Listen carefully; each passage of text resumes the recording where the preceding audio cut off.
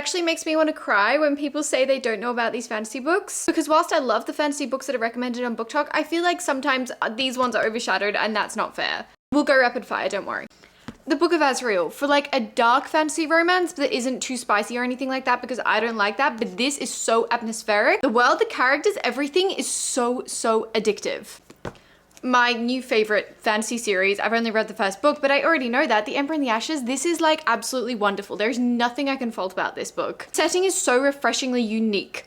It feels like a breath of fresh air in the fantasy world. Obsidian Tower, for all my high fantasy lovers, this is perfect. There also is a little backline of romance though, so I feel like it's a really good balance between like action, politics, and romance. It's just, I love it.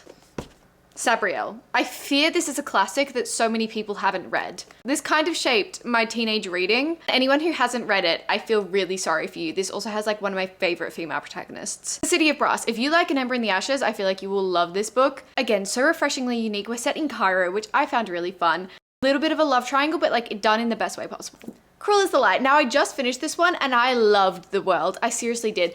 Confused about the characters, still making my mind up on the thing as a whole, but like this world was so atmospheric and dark, and like we're set in Rome with demons and exorcists, just really fun. When the Moon Hatched, I will actually take no hate towards this book because this book is everything to me. I love it so much, and I understand if it's not your cup of tea. Like the mythical creatures in this, the world just felt so magical. This is how you do a fantasy romance. The Jazzed Air. If you're just a sucker for a fantasy romance, like you will be obsessed with this. Trials, Egyptian mythology intertwined within the story, a real slow burn, and like forced proximity. It's so good. And then Swordcatcher by Cassandra Clare, because like, I don't think this gets enough hype. I love Cassandra Clare and I have loved everything she has ever written. This is no exception. This is her first book in like her adult series, and it needs more hype.